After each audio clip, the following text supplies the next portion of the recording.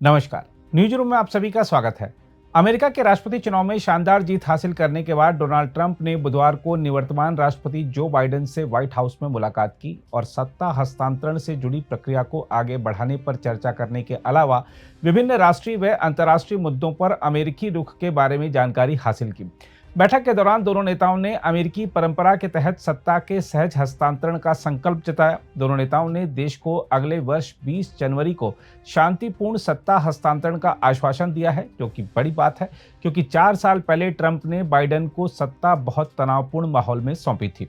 Trump जब white house पहुंचे तो बाइडेन ने उनका स्वागत किया और दोनों नेताओं ने हाथ मिलाया। बाइडेन ने ट्रंप को उनकी जीत पर बधाई दी और कहा कि वह एक सहज सत्ता हस्तांतरण की आशा करते हैं।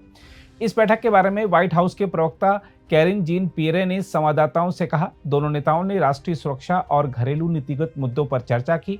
उन्होंने कहा कि लगभग 2 घंटे तक चली यह बैठक बहुत सौहार्दपूर्ण रही। बताया जा रहा है कि बाइडेन ने नवनिर्वाचित राष्ट्रपति से कहा कि हम सुचारू रूप से सत्ता हस्तांतरण की आशा कर रहे हैं। उन्होंने कहा कि यह सुनिश्चित करने के लिए कि आपको जो चाहिए वह मिल जाए, इसके लिए हम सब कुछ करेंगे। रिपोर्टों के मुताबिक बैठक के दौरान दोनों नेताओं ने यूक्रेन और मध्य पूर्व के मुद्दों पर विस्तार से चर्चा की।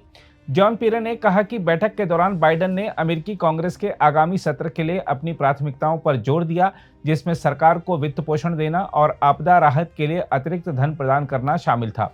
हम आपको बता दें कि बैठक के दौरान बाइडेन के chief of staff Jeff gents और ट्रंप की चीफ ऑफ स्टाफ सुसी विल्स भी मौजूद थीं।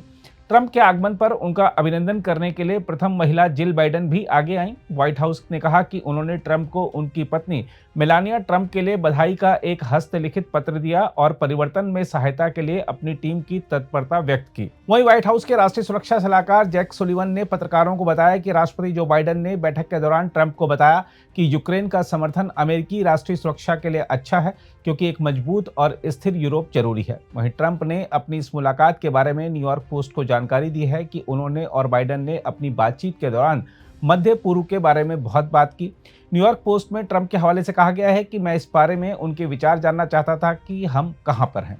ट्रंप ने साथ ही कहा कि राजनीति कठिन है और कई मामलों में यह बहुत अच्छी दुनिया नहीं है, लेकिन आज यह एक अच्छी दुनिया है और मैं इसकी बहुत सराहना करता हूं। उन्होंने कहा कि यह बदलाव बहुत सहज है और यह जितना संभव हो उतना सहज होगा। बहरहाल हम आपको यह भी बता दें कि वैसे दोनों अमेरिकी नेता व्हाइट हाउस ओवल ऑफिस में एक साथ जरूर बैठे थे, लेकिन उनके बीच का तनाव उनके चेहरे पर साफ नजर आ रहा था। देखा जाए तो ओवल ऑफिस में निर्वाचित राष्ट्रपति का स्वागत करने का पारंपरिक शिष्टाचार है, जिसे ट्रंप ने साल 2020 में बाइडेन के जीतने पर नहीं निभाया था।